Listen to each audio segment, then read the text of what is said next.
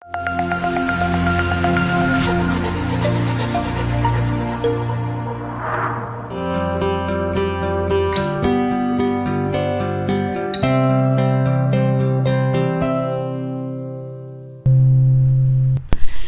Tribuners. Beda ya, satu halo Tribuners, satu halo Tribuners. Ini apa? Ini kan wanita, ini perempuan, gitu dia. Ada perbedaannya ya wanita dengan perempuan. Oke, kembali lagi di acara Selamat Sore Medan nih. Seperti biasa kita bakal membacakan 3 berita yang hot topik hari ini ya Tribuners. Benar ya? Di sekitaran Sumatera Utara. Yes, tentu saja. Nah, kenapa hari ini saya bersama Joy? Karena yang lain IS, ilmu selamat. Saya ya udahlah. Ini kan apa sekali nge-host kayak gini kan luar biasa ya bayaran kita ya. Jadi bisa-bisa gaji bulan ini kita 2 digit. Langsung sumpah loh. Sis lah. Oke. Baiklah, tapi kan setiap bulan 2 digit ya. Berarti ini 4 digit. Oke. Lanjut, berita pertama apa tuh? Jadi berita pertama ini ada aksi pengeroyokan yang dilakukan oleh puluhan preman, itu serang sopir truk hingga mengalami luka. Nah, dari amatan Tribun Medan, video ini berdurasi kurang lebih 1 menit 41 detik. Nah, nampaklah para preman ini berada di pinggir jalan, sebelah kanan dan kiri mengepul sopir tersebut. Aduh, ini kenapa ya kira-kira para premannya sampai mengeroyok sopirnya? Biasanya preman itu kan minta kayak apa bahasanya tuh? Pala sopir truk ya, minta uang parkir lah bahasanya. Mungkin sopir truknya ini melawan, jadi udah ditandain, jadi dikeroyok. Ini nggak ada kejelasan lebih lanjut nih kenapa sopir truknya dikeroyok. Nah, inilah bakalan kita tanyakan kepada reporter kita. Tapi baik. Sebelum itu kita tonton dulu video berikut ini.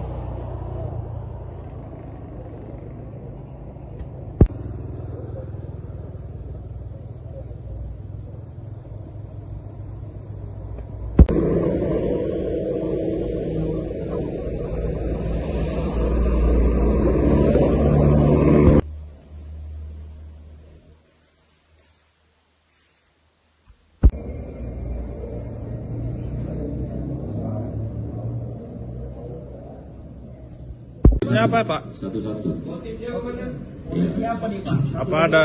Ada oknum pertama BC diduga oknum polisi di Polres Medan. Apa kepentingannya Pak di kalian itu? Iya, kalau motifnya ini rekan sekalian, ini latar belakangnya hanya masalah ketersinggungan.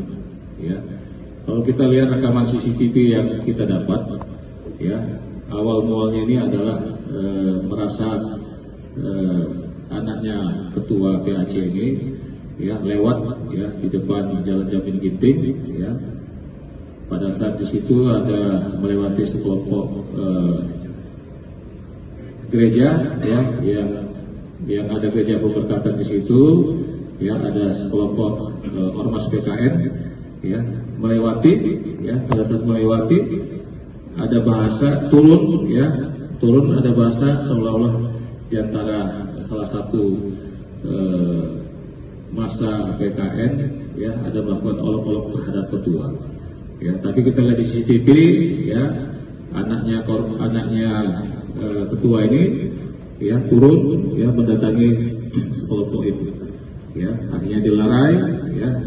Nah dilerai baru ya mobilnya digeber-geber ya, dari situ awal muasalnya baru berlanjut kegiatan yang lain ya. Jadi ini kejadian ini bukan hanya ini saja ya, kita lagi juga mencari pelaku lain terkait siapa yang melakukan penganiayaan ya. Ini juga ada satu korban ya dari salah satu ormas yang kita juga lagi melakukan penyelidikan ya, mudah-mudahan bisa ketangkap. Oke, alhamdulillahnya nih 2 sopir truknya tidak sampai kehilangan nyawa ya. Dan parahnya lagi senjatanya itu selain senjata tajam, ada senapan juga. Jadi tadi di video ada diliatin bekas tembakan senapan mesin. Senapan angin kalau nggak salah. Senapan mesin, ngeri kali, memang perang. Senapan angin, lumayan ngeri juga ya. Bahkan premannya ini ngaku-ngaku kalau mereka tuh aparat yang lagi sweeping gitu di pinggir jalan. Dan kita lihat juga keadaan jalannya itu ramai iya, kan. banyak yang berlalu lalang kan. Entah kenapa lah mereka memilih naas lah Menyerang, sopir itu. Oke, kita langsung aja nih nanyain ke reporter kita, ada Bang Alfian. Halo Bang Pian. Ya, halo Holly dan Joyce, selamat sore. Selamat Selamat sore. sore, Nggak Bang berharap adik ya di sini ya, berharap satu orang lagi ya. Enak loh, aku selalu kok Bang Pian tuh kugoda dulu di awal-awal. Oke, Bang Pian, ini terkait ada aksi penyerangan kepada 2 sopir truk ini, seperti apa Bang Alfiansyah, dan sudah tahu belum kenapa nih para preman ini melakukan penyerangan kepada 2 sopir truk tersebut? Silakan Bang Alfiansyah. Ya, baik, Holly, Joy, dan juga dari Joyce.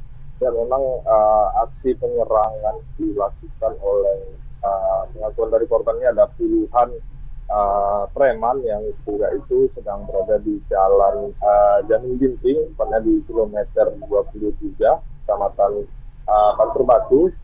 Nah, peristiwa itu terjadi di hari Jumat kemarin, di mana para korban ini awalnya itu mengambil tanah yang menurut informasi itu merupakan tanah gajian C dari kawasan tersebut. Dan dari lokasi sana dia tuh hendak menuju ke arah Kota Medan.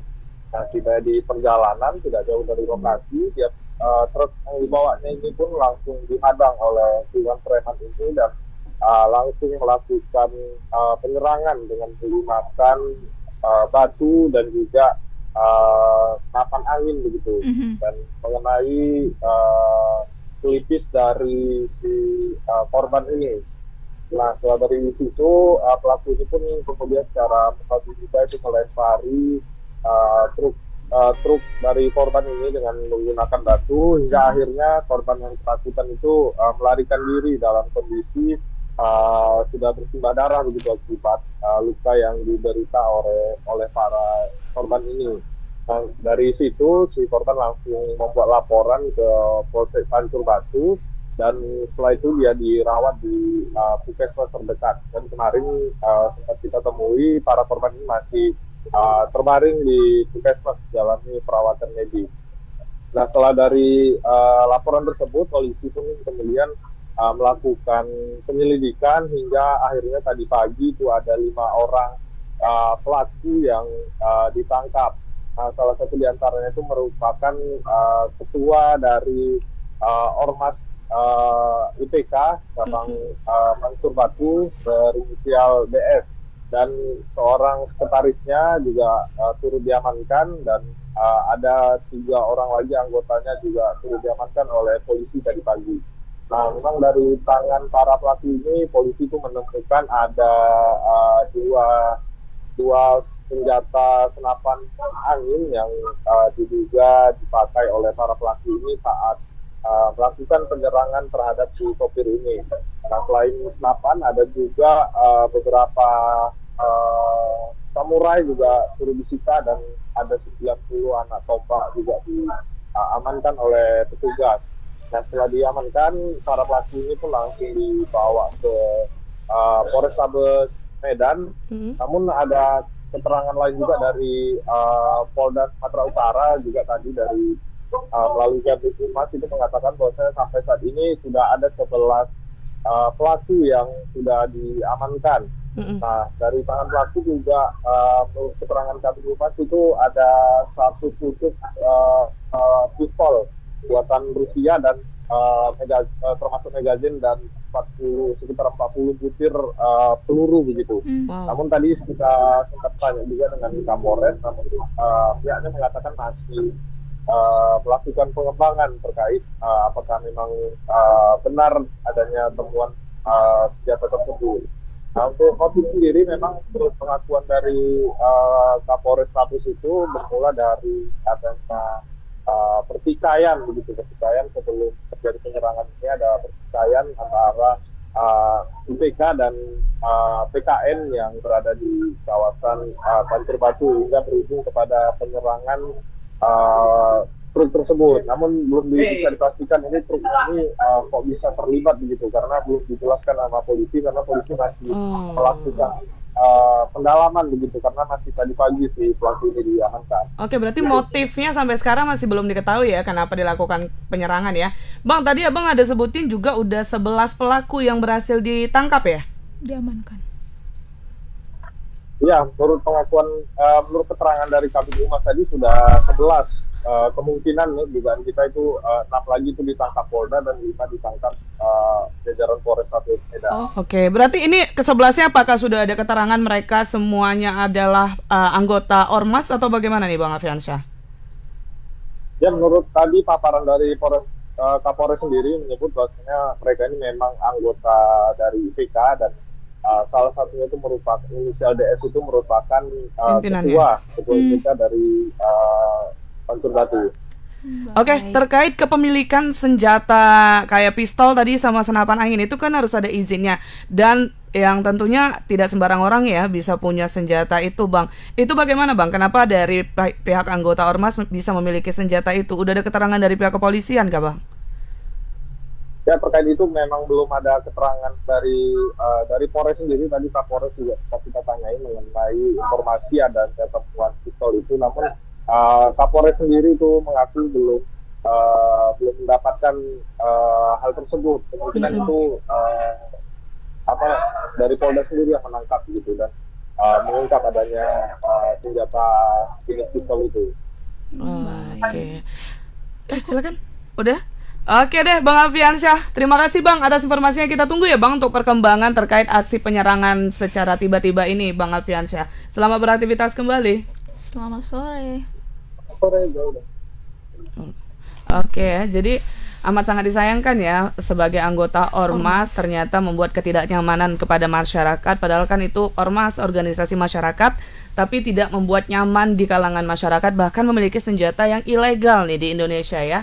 Dari mana kepemilikannya, kenapa mereka bisa punya, itu harus didalemin sih. Betul. Karena mereka bukan seorang aparat gitu ya, dan itu berbahaya sekali bisa dimiliki oleh mereka. Buktinya udah ada korban kan. Bayangkan kalau pelurunya itu tembus ke kepala kan? Itu melesat loh dekat kepala loh katanya yang korban tadi, sopir truknya tadi. Dan para sopir truk saat ini sedang dirawat intensif ya di rumah sakit. Ya semoga para korban juga cepat sembuh dan pihak kepolisian segera menyelesaikan masalah aksi penyerangan ini. Baiklah. Dari berita penyerangan sopir truk kita pindah ke berita yang sempat viral, Molly, di mana sempat terjadi insiden bayi 5 bulan ini meninggal. Oh iya, kemarin aku bawain di SSM juga sama Bang Tazli. Meninggal di rumah sakit daerah mana aku lupa. Tanjung Balai. Betul. Di daerah Tanjung Balai. Padahal awalnya itu kalau nggak salah kronologinya kemarin ya, kalau nggak salah ingat tuh bayinya itu demam dibawa ke rumah sakit, terus penanganannya itu tidak baik tuh dari perawatnya. Ya ada disuruh beli obat dari luar, bahkan bukan dari BPJS, disuruh beli obat di luar tapi nggak digunakan gitu. Waktu dibilang anaknya tuh nggak ada oksigen, tapi perawatnya marah-marah gitulah. Biasa ya untuk bagian apa sih yang untuk keperawat. Kalau kita kan di dunia rumah sakit itu apalagi perawat gitu kan kurang melayani dengan baik ya, apalagi nggak semua. Nggak semua, cuman hampir rata-rata kita mengalaminya gitu. Saya sendiri aja juga mengalaminya gitu. Kalau kita nggak tegas, udah nggak diurusnya, awak tegas dia merepet, dah gitulah dia. Jadi ini yang update-nya seperti apa nih Joy? Nah, jadi berdasarkan penuturan dari Kapolres Tanjung Balai AKBP Yon Edi Winata, menurutnya ada laporan yang dilakukan pihak rumah sakit terkait adanya dugaan pengerusakan tabung regulator oksigen di ruang anak. Nah, apakah ini yang menyebabkan anak tersebut meninggal? Yang laporin tapi pihak rumah sakit. Yang laporin tersebut adalah Luminar Siahaan, seorang ASN yang bertugas di Rumah Sakit Umum Daerah Tanjung Balai. Oh, jadi mungkin kan aku tadi bilang ya, anak itu kan katanya oksigennya itu tidak nyala, tapi di depan perawat ini otomatis gitu dimarahin tuh pihak keluarganya. Ternyata kan kita tahu ya, maksudnya itu oksigen berfungsi apa enggaknya itu kita tahu. Jadi ternyata mungkin disalahin tabung oksigennya ya, ada pengerusakan katanya ya. Seperti apa lagi tuh Joy? Tapi yang dari aku baca ini ya Mol, semoga nggak keliru ya. Nanti kita suruh juga reporter kita yang di lapangan untuk menjelaskan. Yang melaporkan ini adalah pihak keluarga. Oke. Mungkin juga bekerja di rumah sakit itulah kalau memang ada pengerusakan regulator tabung oksigen. Itu fatal loh. Fatal lah, itu kan penting. Dia kan ya? dipakai kan ke anak itu seperti itu dan dirusak. Ya, bagaimana Tribuners? Untuk informasi lebih lanjut, kita saksikan dulu video berikut ini. Ini Rumah Sakit Umum Tanjung Balai Rumah Sakit Umum Tanjung Balai, tengok perawatnya sudah meninggal anak pun ini tidak, baru dipegang abang ini. Baru dipegang abang nih, ada sudah meninggal. Ini bisa dicabut abang, mengapa tak dicabut impus budak ini, dia udah meninggal. Mana perawat Rumah Sakit Umum nih? Hah? Layas kamu BPJS? Hah? Udah meninggal ini budak udah meninggal. Ada sudah meninggal, tolong dipegang. Mana perawat rumah sakit? Tolong dipegang. Kami bawa pulang macam mana ini tak lolos belum selang. Pulang rumah sakit tidak ada. Tidak ada menengok anakku di perawat menengok anakku makan bakso. Kamu tuh makan bakso dari tadi pagi kami. Aduh ujuk dari tadi tak ada. Tolonglah bukakan ini, halo perawat rumah sakit.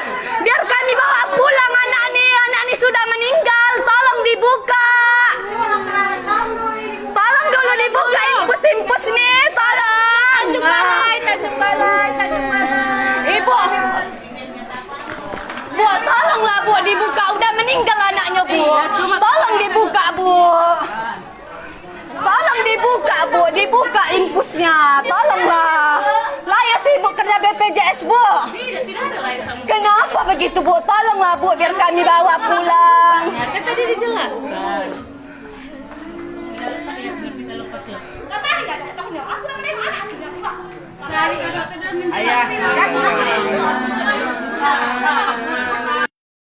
Sehari 4 anak meninggal di rumah sakit umum akibat pelayanannya. Meninggal pun dilepas begitu saja, kamu tengok tak ada ambulan. Pulang beca. Macam takut orang tu, ambulan pun dibayarnya. Dibayarnya uang minyak ambulan, supirnya dibayar.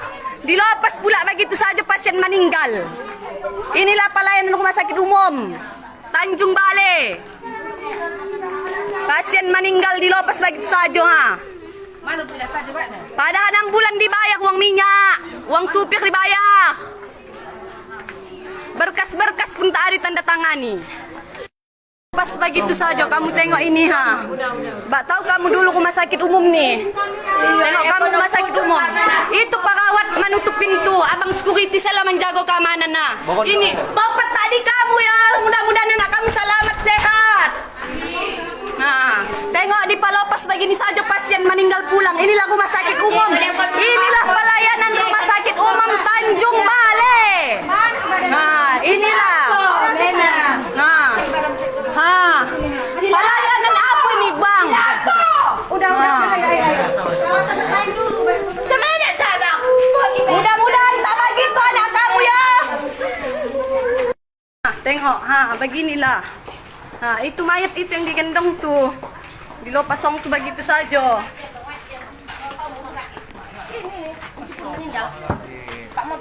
Lepas Pak begitu saja tengok. Inilah perawat pelayan rumah sakit umum meninggal begitu saya dilepas Tak ada ambulan, ini ambulan tak berjalan. Ada ambulan di sana tak ada ambulan. supir ambulannya. Tak tengoknya begini, mayat berjalan begitu saja.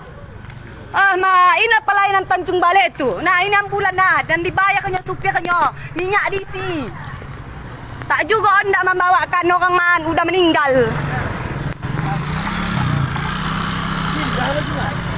Meninggal katanya. Tak tahu ambulan semua lepas tangan. Hendak ke Medan pun tak ada ambulan. Pulang pun ke rumah tak ada ambulan. Tak tahu kamu beginilah mayat pulang begini sajalah kami pulang.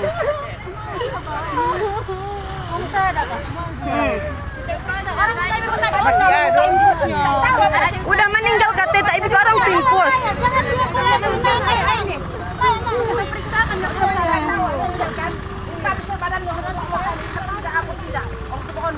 Nah ini kata orang sudah meninggalkan. Tengok lepas begitu saja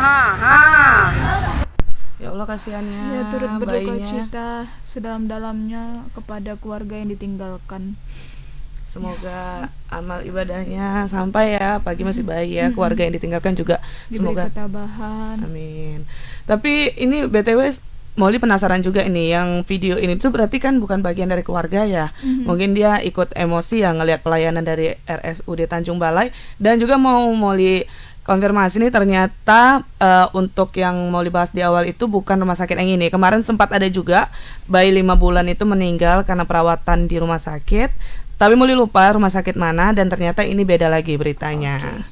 Nah jadi ini bayinya itu meninggal, tapi para perawatnya itu katanya nggak mau membantu sampai selesai lah ya, bahkan tidak dibawa pakai ambulans. Justru tadi bayinya digendong menggunakan sepeda motor. Oke, kita langsung aja ke reporter kita, ada Bang Alif. Halo Bang Alif.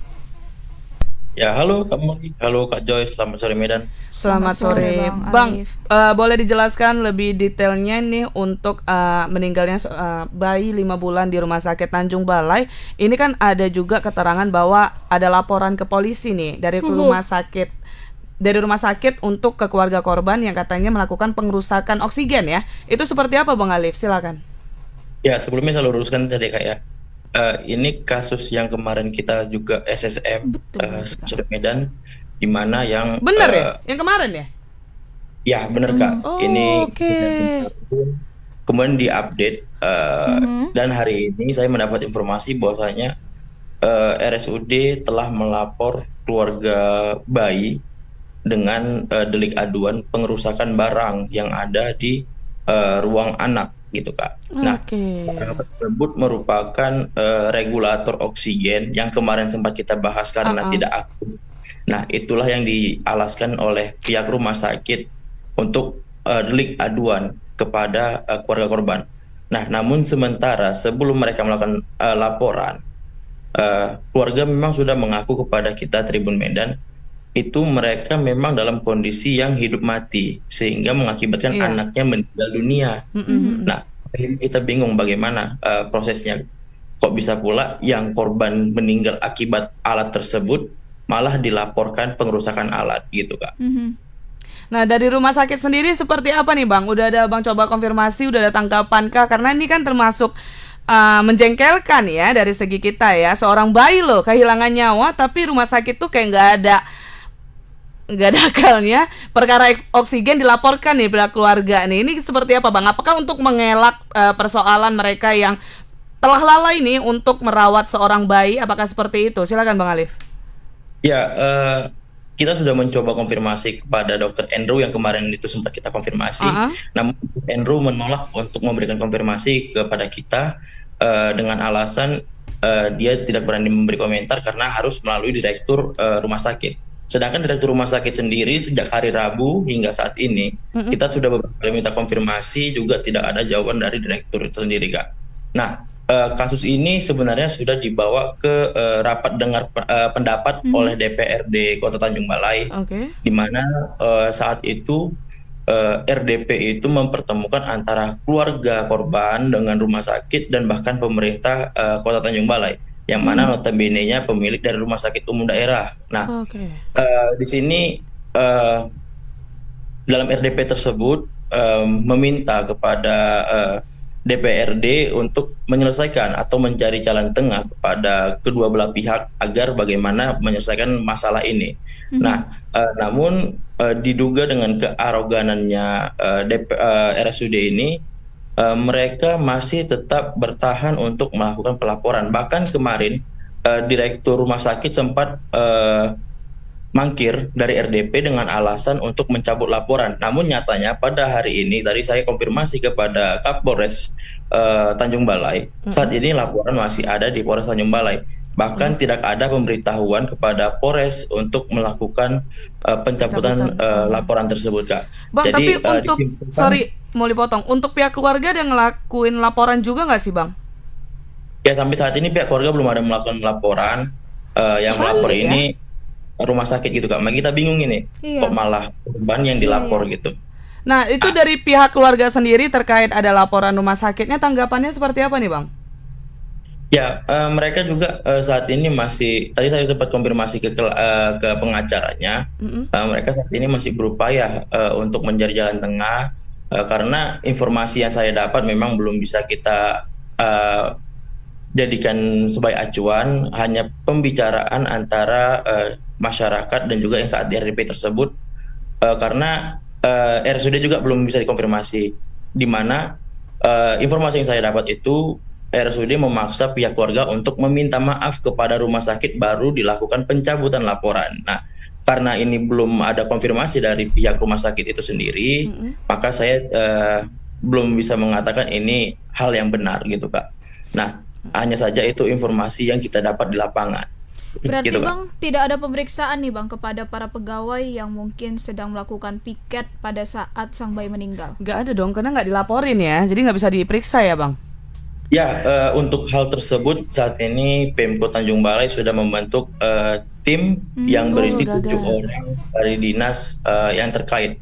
Namun itu pun juga kita merasa ada kejanggalan dan juga seperti tidak serius ya pihak Pemko sendiri. Apakah itu karena memang milik aset daerah, milik aset pemerintah kota, dikawal, ya? atau bagaimana? Nah, karena tadi saya sempat mulai dari semalam nih, Kak, saya menghubungi ke Pak Sekretaris Daerah Kota Tanjung Balai, Ibu Nurmalini. Sepertinya memang mereka sangat sulit untuk kita konfirmasi dan seperti mengelak saat dimintai keterangan terkait ini. Bahkan sampai tadi sore saya meminta waktu, itu belum ada keterangan dari pihak tim 7 tersebut. Karena saya mendapatkan data bahwasannya sampai saat ini SK tim 7 itu belum ada keluar, sehingga belum dapat berjalan untuk melakukan pemeriksaan. Nah, kan berarti kita menyimpulkan bahwasannya ini tidak serius gitu, Kak. Benar. Harusnya kalau memang serius tindakannya harus cepat dong, karena ini kan menyangkut nyawa orang. Terus kalau makin lama juga bukti-bukti yang ada terus makin susah ya untuk ditemukan. Nah, ini Bang, apa ya mau kutanya, lupa jadinya ngeblank. Bang, ini kan direktur rumah sakitnya belum bisa dimintai keterangan. Dia ada menjanjikan nggak Bang kapan dia bisa dimintai keterangan? Ya, mulai sejak kejadian itu dari pihak rumah sakit sendiri seperti menutup diri ya, Kak ya. Sebelumnya kita konfirmasi terkait anak meninggal, kemudian yang seperti kemarin kita sempat konfirmasi terkait keributan ini, mereka open membuka pembicaraan, apa konfirmasi dari mereka. Namun setelah ada laporan tersebut, mereka seperti menutup diri dan tidak ingin dikonfirmasi oleh rekan-rekan wartawan, Kak, gitu. Tapi Bang, kalau misalnya dari pihak keluarga korban nih yang melakukan pelaporan, kira-kira gimana? Kenapa ya pihak keluarga korban nggak mau membuat laporan nih, Bang? Ya, kalau misalnya soal keluarga tersebut, Kak, kami belum tahu ya apa alasannya, karena seperti yang saya jumpai kemarin mereka sedang berkabung. Tadi saya sempat konfirmasi juga kepada pengacaranya, mereka mengaku masih sifatnya menunggu. Jadi alasannya belum tahu kita nih kenapa mereka belum melapor, karena kan ini juga mereka sebagai korban ya, yang juga kelalaian dari pihak rumah sakit itu sendiri gitu. Nah, saat ini saya masih mencari konfirmasi terkait hal tersebut gitu, Kak. Oke, baik Bang, tapi aku penasaran satu pertanyaan terakhir nih. Itu yang videoin berarti bukan dari pihak keluarga ya, yang video viral ini? Ya, untuk video viral ini Kak, kalau saya tidak salah ya, yang memvideo itu adik dari orang tua si anak, Oh, oke, oke. Tantenya. tante dari Tante dari korban. korban. Oke. Baiklah. Terima kasih Bang Alif atas laporannya. Kami menunggu informasi Dan selanjutnya. kalau bisa dikawal terus ya Bang. Ini kan termasuk kayak mungkin jatuhnya ya, ada indikasi dijaga lah rumah sakitnya ini karena milik pemerintah. Jadi jangan sampai lepas nih, jangan sampai hilang gitu aja Bang kabar terkait bayi yang meninggal ini Bang, dikawal terus kalau bisa. Terima kasih Bang Alif. Sedikit saya tambah sedikit Kak, memang untuk rumah sakit ini Kak sudah jadi fokus ya bagi DPRD, karena baguslah. DPRD Tanjung Balai juga meminta untuk Pemko Tanjung Balai segera mencabut direktur rumah sakit Oh, Tanjung Balai, juga bagus. Karena menindak kasus ini. Iyalah. pelaku perawat-perawat yang dinilai Lalai. oknum-oknum dinilai bengis ya gitu Kak. Jadi DPRD sendiri meminta untuk ini dicuci gudang oleh Pemko Tanjung Balai. Bagus. Betul. Semoga segera ya, apalagi direkturnya untuk melakukan konferensi pers saja terkait ini. Dia tidak mau, tidak ada etikat baiknya, bahkan membuat laporan balik untuk keluarga korban ya. Semoga selesai segera lah ini, dikawal terus Bang Alif. Terima kasih atas informasinya Bang. Selamat beraktivitas kembali Bang Alif. Selamat sore. Ya, terima kasih. Selamat sore. Aduh, ini pihak direkturnya semoga nonton acara Selamat Sore Medan kita ini ya. Sebagai sesama manusia, dan mungkin bapak atau ibu udah punya anak, bayangin kalau misalnya ibu atau bapak sebagai keluarga yang anaknya digitukan bagaimana gitu. Dan kalau memang itu terjadi di rumah sakit bapak ibu, harusnya bapak ibu bertanggung jawab walaupun itu bukan perbuatan bapak ibu. Benar. Kan penanggung jawabnya kan Anda gitu. Ada, aku emosi nanti dek. Apalagi tadi disuruh pula pihak korban minta maaf. Yang nggak nyangkanya aku orang itu pula yang buat laporan itu loh. Astagfirullahaladzim. Ya, semoga ini ada yang meluruskan lah ya kenapa pihak rumah sakit membuat laporan. Kita kan hanya mendengar dari pihak-pihak tertentu, tidak langsung dari yang bersangkutan gitu ya. Ya, semoga ada titik terang lah terkait kejadian ini ya, Tribuners ya. Jangan sampai juga kita mengalami hal seperti inilah. Amin. Oke. Kayaknya agak-agak ekstrim ya berita kita hari ini ya. Yang ketiga lagi lebih ekstrim ya. Nah, jadi Tribuners, ditemukan potongan tubuh manusia di pinggiran Danau Toba, Kabupaten Simalungun, Sumatera Utara. Penemuannya itu sempat membuat warga geger karena berdasarkan penuturan Kapolsek Purba AKP Marolop Sinaga, tubuh bagian tubuh yang ditemukan ini tanpa kepala, tanpa lengan dan kaki. Waduh. Mungkin cuma badan aja kali ya. Kok bisa ngeri-ngeri gitu ya? Nah, itulah. Udah dievakuasi lah pastinya ya. Ini kapan ditemukannya, Joy? Ditemukannya pada 4 Maret 2024 pukul 14 waktu Indonesia Barat, saat hendak nelayan lah kita bilang ya, mau membuat jaring ikan. Berarti ditemukan dia di Danau Tobanya itu, di airnya kan? Iya, kemungkinan apa udah lama juga ya. Mungkin lebih detailnya nanti kita bakal tanya ke reporter kita, tapi sebelum itu kita saksikan dulu video berikut ini.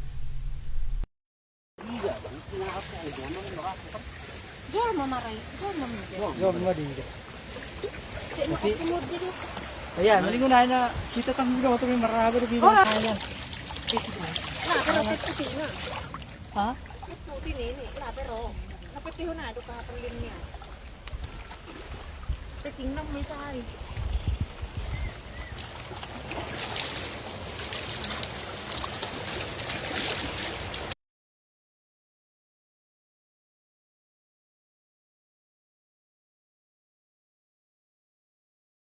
Untungnya udah diketahui ini jasad siapa. Nah, berdasarkan hasil pemeriksaan, potongan tubuh ini merupakan milik almarhum Karmiana Borupurba yang meninggal tahun lalu, Kak. Mau tepatnya tanggal 11 November 2023, dimakamkan 3 hari setelahnya. Nah, kenapa bisa sampai ke Danau Toba? Jasadnya itu sampai ke pinggiran Danau Toba?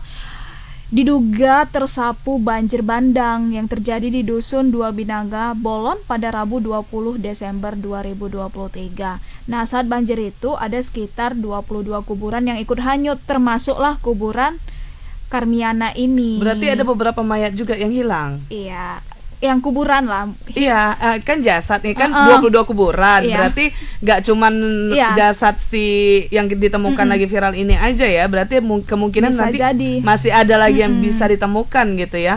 Serem juga. Nah, atas kejadian itu Yang buat serem apa? Bayangin apa? ikan-ikan di Danau Toba Makan. makan. Udah pastilah kalau itu. Sama kejadiannya dengan yang waktu tsunami. Itu kan buat orang nggak mau makan ikan kan pada saat tsunami di Aceh tuh. Nah, ini kan jatuhnya kayak gitu juga. Hindari dulu lah makan ikan-ikan yang di Danau Toba ya, guys.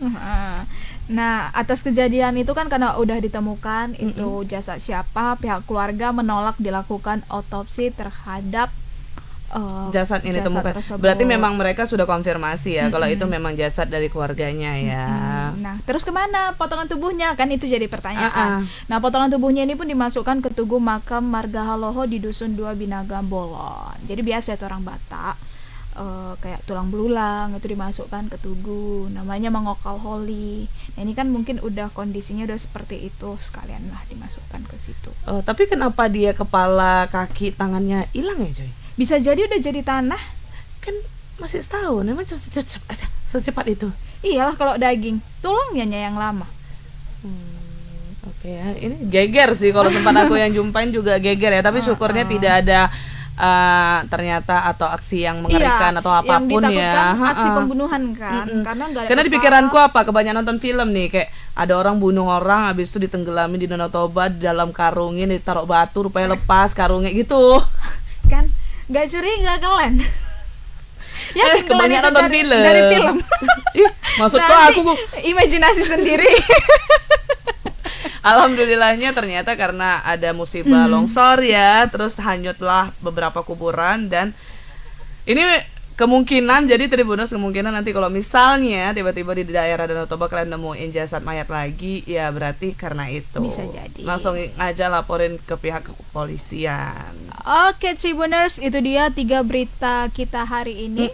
Yang pertama tadi ada aksi penyerangan terhadap sopir truk.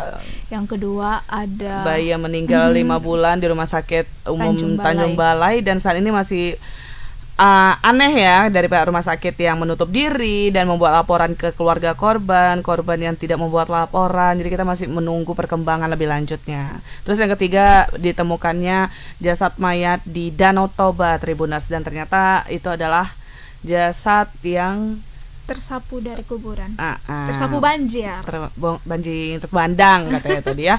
Oke, baiklah Tribuners, terima kasih nih buat kalian yang sudah menyaksikan Selamat Sore Medan di episode kali ini. Jangan lupa untuk terus saksikan Selamat Sore Medan setiap hari Senin sampai Jumat jam 5 sore. Oke, kalau gitu aku Molly dan aku Joy dan kalian bertugas pamit undur diri. Mohon maaf apabila ada salah-salah kata dan ucapan. Bye Tribuners.